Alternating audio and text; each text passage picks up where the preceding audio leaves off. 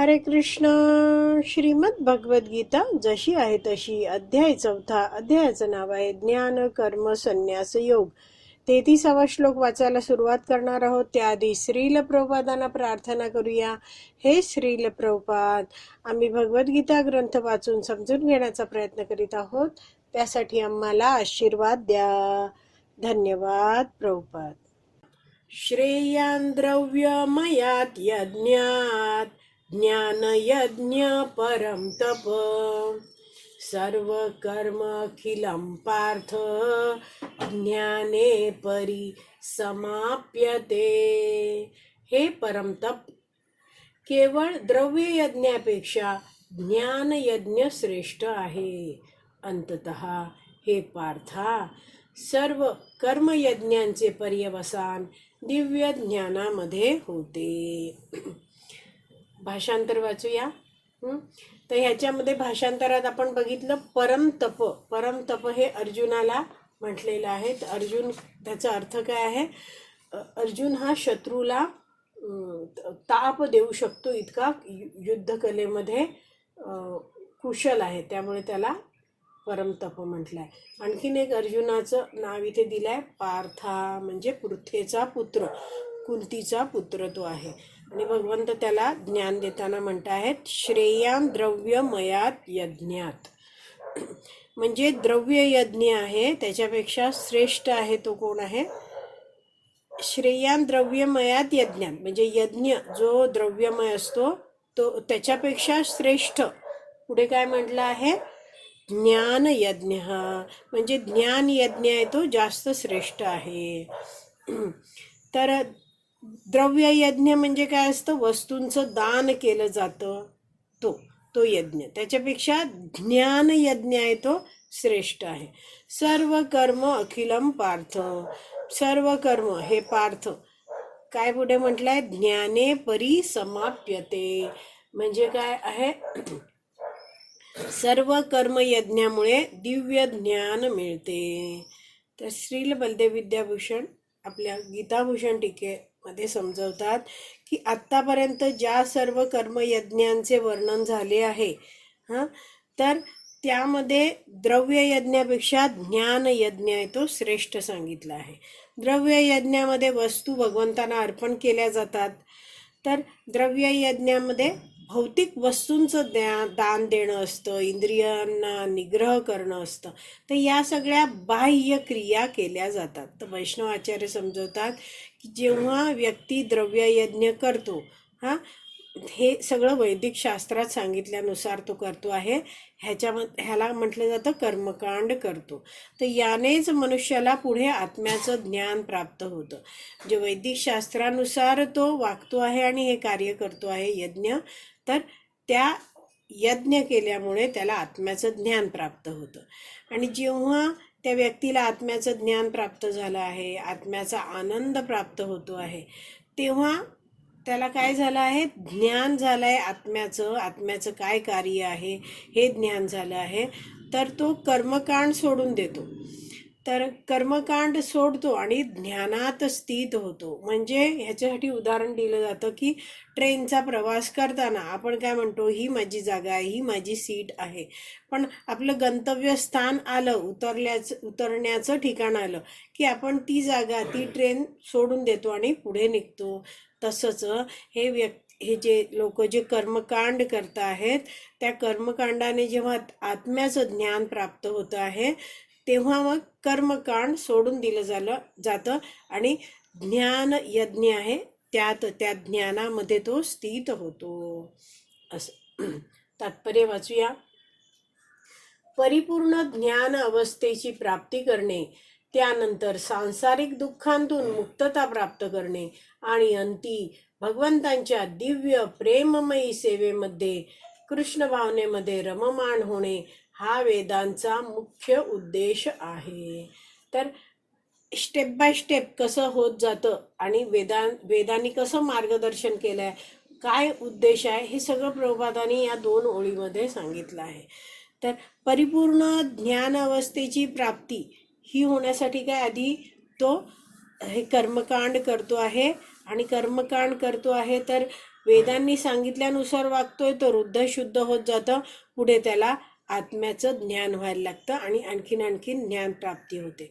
तर ही प्रगती इथे दिलाय बघा. परिपूर्ण ज्ञान अवस्थेची प्राप्ती म्हणजे काय काय त्याला त्यात कळतं. मी कोण आहे? मी आत्मा आहे. भगवंत कोण आहेत? माझे स्वामी आहेत. आमचा संबंध काय? मी त्यांचा नित्य दास आहे. जीवेर स्वरूप कृष्णेर नित्यदास. मग विचार करतोय की मी या संसारात दुःख का भोगतो आहे? मग ह्यातनं मला सुटायचं आहे. मग त्यासाठी मार्गदर्शन तो कोणाचं घेतोय? अधिकृत गुरु शिष्य परंपरेतील जे वैष्णव आचार्य आहेत, जे भक्त आहेत, त्यांचं मार्गदर्शन घेतो. वैदिक शास्त्र श्रवण करायला लागतो. त्यामुळे त्याला समस्त ज्ञान की काय करायचं आहे, काय नाही करायचं आहे, हे सगळं भक्तांच्या मार्गदर्शनात शिकतो. भगवंतांना शरणागत होतो. प्रेमाने काया वाचा मनाने भगवंतांची प्रेममयी भक्तिमय सेवा करतो आणि भगवंतांना जीवनाचा केंद्रबिंदू बनवायला शिकतो तो आणि जीवनभर भगवंतांच्या संतुष्टीसाठी प्रत्येक कर्म करतो. म्हणजेच काय? भगवंतांच्या संतुष्टीसाठी कर्म करणं म्हणजे ते यज्ञ आहे. असं कर्म यज्ञ आहे. जसं आपण 3.9 मध्ये शिकलो होतो, यज्ञ अर्थात कर्मणः, म्हणजे भगवंतांच्या संतुष्टीसाठी कर्म करायला हवं. तर असं करत हा मनुष्य आहे या जगतामध्ये कृष्ण भावना भावित होईल. हाच वेदांचा उद्देश आहे. म्हणजे हे ज्ञान प्राप्त करतो आहे, जाणतोय. इथे दिलंय बघा, सांसारिक दुःखातून मुक्तता. सांसारिक दुःखातनं मुक्तता कधी होते? भक्ती करायला, म्हणजे ज्ञान प्राप्त झालंय, मी कोण आत्मा आहे कळल्यावर तो हळूहळू भक्तीचे सगळे नियम पाळतो आहे, सेवा करतोय, जप करतोय. आणि वैदिक शास्त्र पुन्हा पुन्हा रोज श्रवण केल्यामुळे त्या लक्षात येतं की मी हे शरीर नाही आहे. हे जे दुःख संसारात जो अपमान वगैरे काही होतं हे शरीराला होतं आहे, पण मी कोण आहे? मी शरीरापासून भिन्न आहे, वेगळा आहे, मी आत्मा आहे आणि माझं खरं ठिकाण कुठे आहे? भगवत धामात आहे. मी इकडचा रहिवासी या भौतिक जगतातला नाही. त्यामुळे माझं ध्येय, माझं लक्ष कुठे पाहिजे? आध्यात्मिक जगतात पाहिजे. आणि इकडे जी काही कर्तव्य आहेत माझ्यावर सोपवलेली ती डू द नीडफुल, आवश्यक आहेत ते मी करणार. पण मी काय करायला हवं? इथे पुढे दिलंय, भगवंतांच्या दिव्य प्रेममयी सेवेमध्ये रममाण व्हायला हवं. तर हे तो जाणतोय आणि भक्ती करतोय. तर हाच वेदांचा मुख्य उद्देश आहे. वेद असं मार्गदर्शन करतात की जेणेकरून मनुष्य आहे तो भगवंतांची भक्ती करून आपलं मौल्यवान मनुष्य जीवन सफल करेल. तर पुढे वाचते. आता आपण 3ऱ्या ओळीत वाचतो आहोत. तरीही या सर्व विविध यज्ञकर्मांविषयी एक रहस्य आहे आणि मनुष्याने हे रहस्य जाणणे आवश्यक आहे. यज्ञकर्त्याच्या विशिष्ट श्रद्धेनुसार यज्ञ कधी कधी विविध प्रकारची रूपे धारण करतात. तर आपण जर कोणाला सांगितलं की आम्ही हरिनाम करतो, तर बरेच लोकांची हरिनामावर श्रद्धा नसते, पण ते म्हणतील की हां आम्ही गायींची सेवा करतो. तर विविध स्वभावाचे, विविध चेतनेचे व्यक्ती असतात आणि त्यांची विविध वेगवेगळी श्रद्धा असते. तर वेदांमध्ये इतकं सुंदर मार्गदर्शन केलं आहे प्रत्येकाच्या आध्यात्मिक प्रगतीसाठी. तर वेगवेगळ्या चेतनेतल्या व्यक्ती आहेत, त्यांना वेगवेगळे यज्ञ सांगितले आहेत. तर इथे म्हटलं आहे की यज्ञ कर्माविषयीचं रहस्य. तर रहस्य म्हणजे काय आहे? स्वतःबद्दलचं आत्मज्ञान प्राप्त करणं. तर स्वतः म्हणजे कोण? मी आत्मा आहे हे ज्ञान प्राप्त करणं आणि दुसरं भगवंतांविषयीचं ज्ञान प्राप्त करणं. तर हे दोन्ही ज्ञान जाणणं, हे रहस्य जाणणं हे आवश्यक आहे. अन्यथा लोक काय आहे, यज्ञ करण्यामागे ध्येय जर असेल की मला फक्त उपभोग हवा आहे, तर मग तो फक्त त्या शारीरिक स्तरावर उपभोगच घेत राहील. पण रहस्य काय? यज्ञ कर्माविषयीचं रहस्य आहे की हृदय शुद्ध झालं पाहिजे, आत्मा मी कोण आहे, भगवंत कोण आहेत, हे सगळं ज्ञान समजलं पाहिजे. म्हणजेच हे रहस्य जाणणं आवश्यक आहे. पुढे वाचते.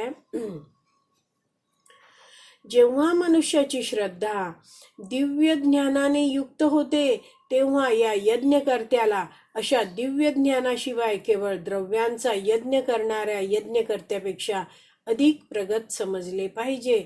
कारण ज्ञानप्राप्ती झाल्याविना यज्ञ हे भौतिक स्तरावरच राहतात आणि त्यापासून कोणतीही आध्यात्मिक लाभप्राप्ती होत नाही. तर म्हटलं आहे की जेव्हा मनुष्याची श्रद्धा दिव्य ज्ञानाने युक्त होते आहे तेव्हा काय होतं, त्या यज्ञकर्त्याला अशा दिव्य ज्ञानाशिवाय केवळ द्रव्यांचा यज्ञ करणाऱ्या यज्ञकर्त्यापेक्षा अधिक प्रगत समजलं पाहिजे. म्हणजेच काय आहे, एखादा नुसतं द्रव्य यज्ञ करतो आहे तर त्याच्यापेक्षा काय आहे, म्हणजे त्याची इच्छा काय आहे, यज्ञ करण्यामागचा उद्देश काय आहे. जर त्याला वाटतंय की मला ह्याच्यातनं काहीतरी भोगाची वस्तू हवी आहे, मला स्वर्गलोक हवा आहे, मला पुत्रप्राप्ती हवी आहे, तर असं जर एखाद्याचा द्रव्ययज्ञ करण्यामागचा उद्देश आहे, कर्मकांड असा उद्देश आहे, तर मग काय होतं, तो त्या कर्माच्या बंधनात अडकून पडतो. सकाम कर्म करतोय ना तो. म्हणून म्हटलं जातं की कर्मकांड हे द्रव्य यज्ञ आहेत, त्यामागचा उद्देश मनुष्याचा स्पष्ट हवा. काय हवा उद्देश? हृदय शुद्धी. तर यज्ञ हे कधीच सिद्धी लाभ प्राप्त करण्यासाठी करू नयेत असं वैदिक शास्त्रात पुढे समजवलेलं आहे. तर मनुष्य पहिले तर करतो काहीतरी प्राप्तीसाठी, पण पुन्हा पुन्हा जेव्हा तो यज्ञ करतोय तर या यज्ञ केल्यामुळे त्याचं हृदय शुद्ध झालं पाहिजे. केवळ सारखं सारखं तो लाभ प्राप्तीसाठीच करतो आहे तर मग तो त्यातच अडकून बसतो. त्याची बुद्धी काय आहे, भोग बुद्धीच राहते. तर यज्ञ केल्यामुळे आध्यात्मिक लाभ व्हायला पाहिजे, नाहीतर तो द्रव्य यज्ञ काय आहे, इथे म्हटलंय भौतिक स्तरावरच राहतात. काय आहे, भौतिक गोष्टीच प्राप्त होत आहेत असं राहील. आणि म्हणून म्हटलंय की मग आणि त्यापासून कोणतीही आध्यात्मिक लाभ प्राप्ती होत नाही. तर केवळ इंद्रिय तृप्तीच्याच स्तरावर मनुष्याने राहू नये, तर त्यांनी थोडं थोडं हळूहळू प्रगत होत जायला पाहिजे. पुढे वाचते, वास्तविक ज्ञानाची परिणती दिव्य ज्ञानाच्या अत्युच्च स्तरामध्ये म्हणजेच कृष्ण भावनेमध्ये होते. तर दिव्य ज्ञान म्हणजे काय? मी आत्मा, जीवेर स्वरूप होय कृष्णेर नित्यदास, मी भगवंतांचा, भगवंत माझे स्वामी, हा संबंध स्थापित करण्यासाठी भक्तिमय जीवन आहे ते जगणं. नंतर भगवंतांना जीवनाच्या केंद्रस्थानी ठेवून भगवंतांच्या संतुष्टीसाठी प्रत्येक कार्य करणं म्हणजेच काय आहे, कृष्ण भावना आहे. इथे म्हटलं ना, ज्ञानाची परिणती, जे ज्ञान प्राप्त केलं आहे तर त्याद्वारे भक्ती करून काय केलं पाहिजे, कृष्ण भावना भावित मनुष्याने व्हायला पाहिजे. तर नुसतं मी आत्मा आहे असं विचार करून हे ज्ञान प्राप्त करून बसून राहायचं का नाही, तर आत्म्याची कार्य कर्तव्य पण केली पाहिजेत. हीच वेदांची मनुष्यांकडून अपेक्षा आहे. हा जो व्यक्ती आहे जेव्हा जाणतो आहे की मी आत्मा आहे आणि हे जाणून तो आध्यात्मिक कार्य करायला लागतो आहे, तर त्याला पुढे भगवंतांच्या भक्तांचा संग मिळतो. तर तो भक्तांवर विश्वास ठेवतो आणि भगवंतांविषयी वैदिक शास्त्रातलं श्रवण करायला लागतो, भक्तांच्या संघामध्ये भक्ती करायला लागतो. तर असं जेव्हा करतो आहे तो वैदिक शास्त्रातून भगवंतांविषयी श्रवण करतो आहे, तर त्याची काही शंका वगैरे आहेत, काही म्हटलं जातं ना की हे मी का करतोय भक्ती, हे सगळं त्याला नीट समजतं नेहमी ऐकल्यामुळे. तर असा भक्त भक्ती लागलेला आहे, भक्ती करतो आहे, तर त्याला म्हटलं जातं कृष्ण भावना. जसं म्हटलंय बघा की ज्ञानाची परिणती दिव्य ज्ञानाच्या अत्युच्च स्तरामध्ये म्हणजेच कृष्ण भावनेमध्ये होते. मग त्याच्यामध्ये कोणतीच भोग भावना राहत नाही, तो पूर्णपणे कृष्ण भावना भावित होतो. पुढे वाचते आहे, उन्नत दिव्य ज्ञान प्राप्तीविना यज्ञ म्हणजे केवळ भौतिक कर्मेच होय. तर दिव्य ज्ञान म्हणजेच उन्नत ज्ञान प्राप्तीविना जर यज्ञ करतो आहे तर काय होणार, ते फक्त भौतिक कर्म आहेत. म्हणजे आता आपण सगळे भगवंतांची भक्ती करतोय, तर भगवंतांच्या सेवेत कोणतंही कार्य करतोय म्हणजेच काय, ते भक्तिमय कार्य आहे.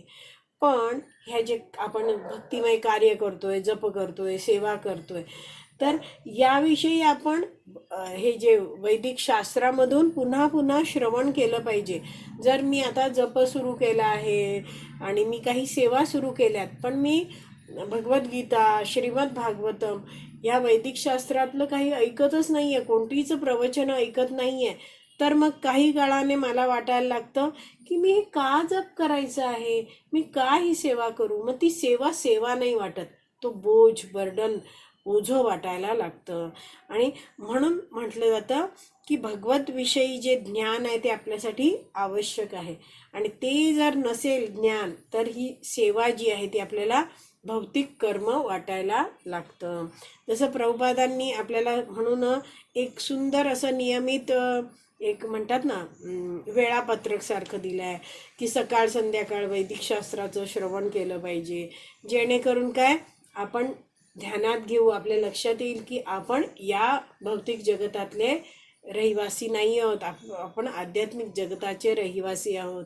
म्हणून या भौतिक जगताशी खूप आसक्त राहणं योग्य नाही.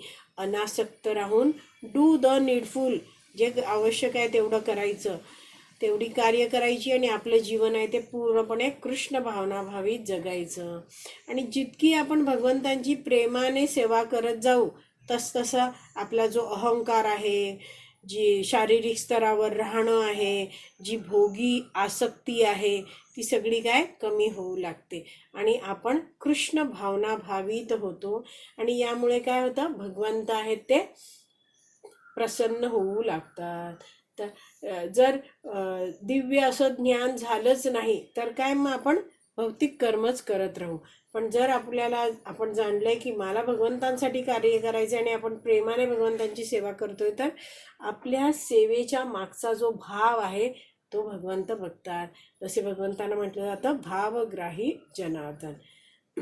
त्यामुळे भगवंतांच्या संतुष्टीसाठीच आपण प्रत्येक कार्य केलं पाहिजे. पुढे वाचते आहे, उन्नत नाही झालं तरीही जेव्हा हे यज्ञ दिव्य ज्ञानाच्या स्तराप्रत उन्नत केले जातात, तेव्हा अशा सर्व यज्ञ कर्मांना आध्यात्मिक स्वरूप प्राप्त होतं.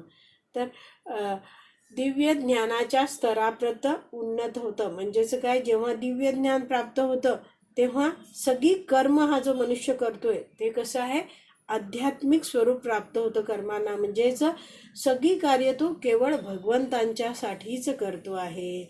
मग यामध्ये कोणी मंदिरमध्ये, कोणी अकाउंट्स डिपार्टमेंटमध्ये काही सेवा करत असेल, किंवा काही भगवंतांसाठी कोणी शिवण करत असेल, किंवा एखादा विचार करतो की मला उद्या सकाळी उठून जप करायचा आहे, त्यासाठी तो आता शांतपणे लवकर झोपतो आहे, तर ही प्रत्येक क्रियासुद्धा कशी बनते, आध्यात्मिक बनते. तर प्रत्येक कार्य